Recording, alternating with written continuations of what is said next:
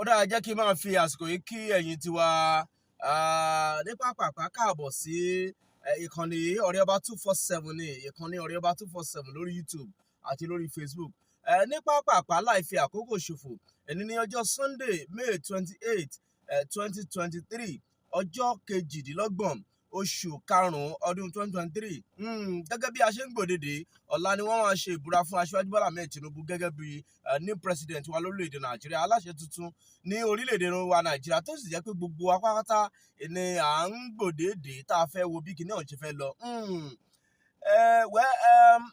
Ìròyìn tá a gbọ́ láti ìlú Ìbàdàn láàárọ̀ yìí ló ṣe wá ní àhín torí pé kò sí ní tójú òrírí náà ṣùgbọ́n tá a bá gbọ́ míì a wò pé kí ni tó tún fẹ́ ń ṣẹlẹ̀ nílé ayé lórílẹ̀‐èdè yìí lásìkò yìí kí ni tó tún fẹ́ ṣẹlẹ̀ torí pé a gbọ́ pé rédíò Nàìjíríà Amuludun FM 99.1 tó wà ní Mọ́níyà ní ìlú Ìbàdàn ní àwọn kan tí a mọ̀ sí àwọn tó ń pèpè fún orílẹ̀‐èdè Yorùbá ìyẹn Yoruba Nation eléyìí tí a gbọ́ pé wọ́n lọ ṣe ìkọlù sí iléeṣẹ́ rédíò yìí pẹ̀lú èròǹgbà wípé wọ́n fẹ́ kéde orílẹ̀-èdè Yorùbá ìyẹn Yoruba Nation bóyá lọ́wọ́ ọ̀rọ̀ lé òní náà wá wò pé káwọn kéde ni o àbí lọ́la tí wọ́n bá ti fẹ́ ṣe ìbúra fún aláṣẹ tuntun pé káwọn kéde ni o àbí lọ́wọ́ àárọ̀ òní eléyìí tí a gbọ́ pé wọ́n lọ ṣe ìkọlù sí rédíò Nàìjíríà Amuludun FM ní Mọ́níyà nílùú Ìbàdàn ó ṣe ọ̀pọ̀lọpọ̀ ní kàyéfì pé àwọn márùn-ún péré ni wọ́n lọ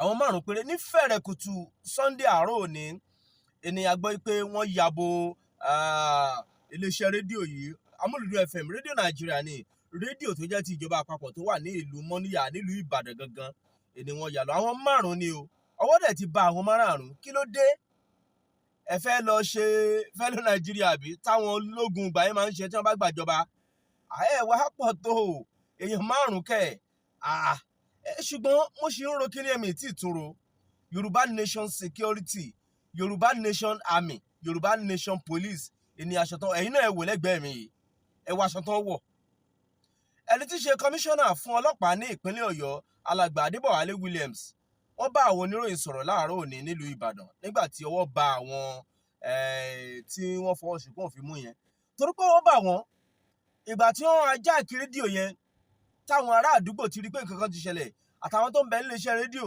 àwọn kan nínú wọn tó jẹ́ pé wọ́n mọ bó ṣe ń lọ wọ́n sáré ké sí àwọn agbófinró pé nǹkan báyìí ti ṣẹlẹ̀ ní Amuludun FM àwọn ọlọ́pàá wọ́n sáré sọ̀ráǹdì wọn ọwọ́ dẹ̀ bá wọn torí pé àwọn náà ò lọ lásán ẹni tó fẹ́ lọ ajá ìkílé iṣẹ́ rédíò ẹmọ tó máa kó dání wọ́n lọ torí pé tògùn tí gbogbo ẹ̀ ni wọ́n lọ pẹ̀lú ohun ìjà eléyìí tó jẹ́ pé ó ṣe bí ẹni lẹ̀ kòkòkò díẹ̀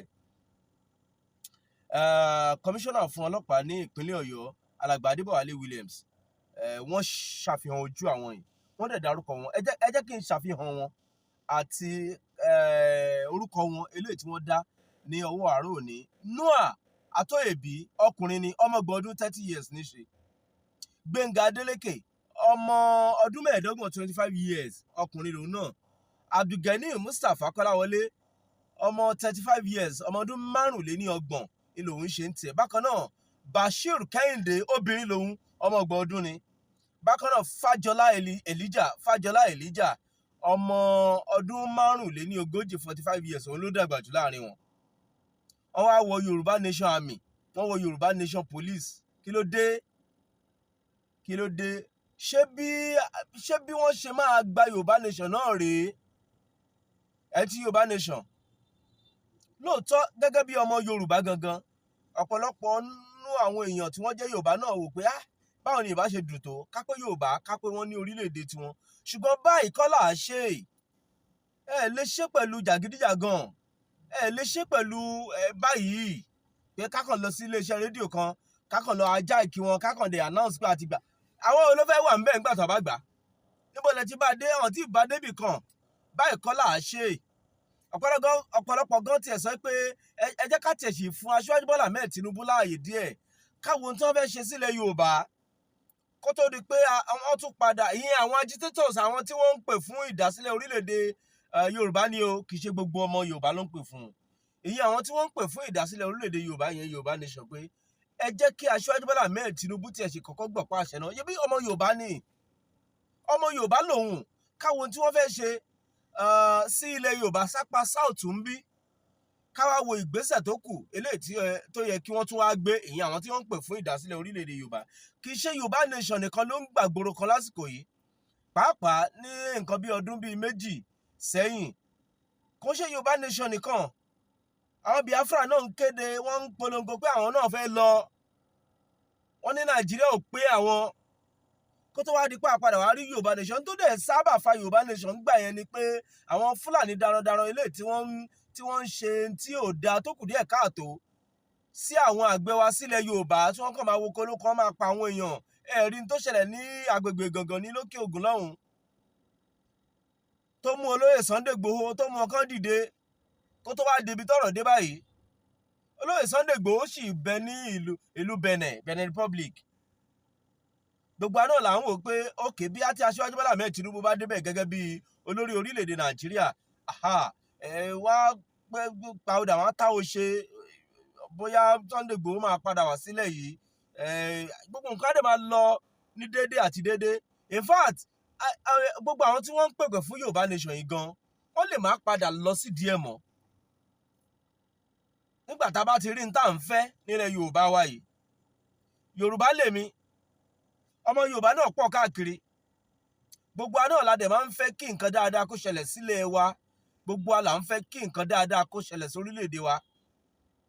Àìfi bẹ́ẹ̀ ṣe dáadáa àwọn olórí orílẹ̀-èdè Nàìjíríà ló mú kí ọ̀pọ̀lọpọ̀ àwọn èèyàn kan kí wọ́n máa fọn rere Yorùbá Nation, ló mú kí ọ̀pọ̀lọpọ̀ àwọn èèyàn kan kí wọ́n máa fọn rere pé Biafra lápálá Ìgbò.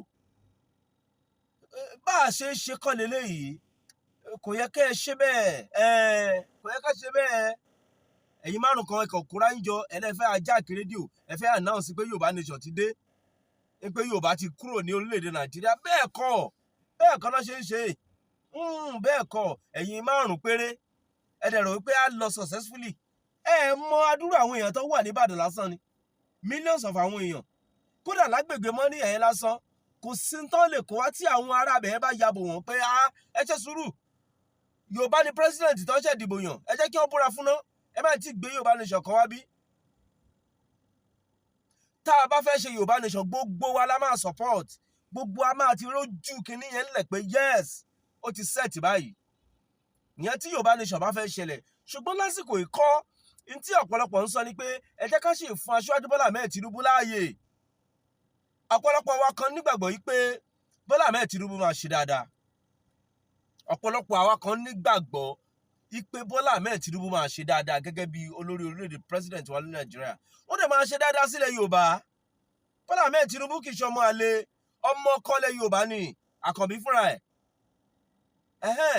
Ká pé kò wá ṣe, àwa lè bẹ̀rẹ̀ sí ní wò pé òkè kí ni tó tún kù tá a ṣe. Ṣùgbọ́n kì í ṣàsìkò yìí. Ẹ jẹ́ àṣìmẹ̀dọ̀ ká farabalẹ̀ díẹ̀. Kì í ṣe báwọn kan ṣe lọ ń sọ pé àwọn fẹ́ hijack iléeṣẹ́ rédíò àti tẹlifíṣàn. Bẹ́ẹ̀ kọ́. Ẹ jẹ́ àṣejẹ́jẹ́ ká ṣe pẹ̀lẹ́pẹ̀lẹ́. Ilẹ̀ ọ̀la mọ́ tán. Ẹgbọ́n tí aláṣẹ Muhammadu Buhari tó sọ láàárọ̀ yìí nígbà tí ó ń sọ̀rọ̀ ìdágbére fún gbogbo ọmọ orílẹ̀-èdè Nàìjíríà láago 4 ní àárọ̀ òní ọjọ́ Sunday. Ó lóun sọ́rì.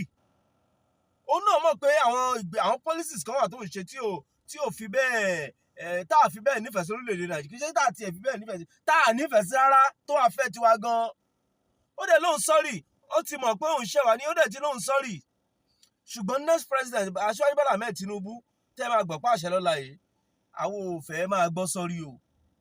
Ẹ ṣe tó yẹ kẹ́ ẹ ṣe. Kí náà mọ̀nàmọ́ná ṣe dáadáa, kárómi lò, kárí gáàsì lò, kówó dọ́là kó wálẹ̀.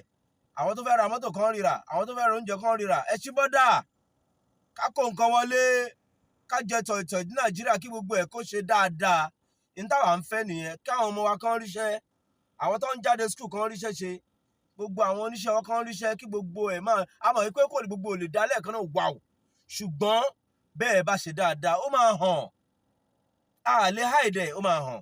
Ẹ jẹ́ àṣejẹ́jẹ́ ká ṣe pẹ̀lẹ́pẹ̀lẹ́. Gbogbo ẹ̀yin tẹ́ ń pèpè fún Yorùbá Nation, ẹ sì mẹ̀dọ̀. Ẹ jẹ́ ká ṣe sùúrù díẹ̀ náà. Yorùbá kú ló débẹ̀ báyìí gẹ́gẹ́ president. So ẹ jẹ́ ká ṣe sùúrù. Ìwọ̀nba yẹn ni mo ní kí n sáré mú wá lọ́wọ́ ìrọ̀lẹ́ òní gẹ́gẹ́ bí ó ṣe ń lọ. Ọ̀rẹ́bá lórúkọ mi o, ẹ jẹ́ ká share ètò yìí sí ọ̀pọ̀lọpọ̀ ibi, ká share ẹ̀, ká bá ní subscribe sí channel yìí Ọ̀rẹ́bá 247 ẹ̀lẹ́bẹ̀ẹ́ kó kalẹ̀.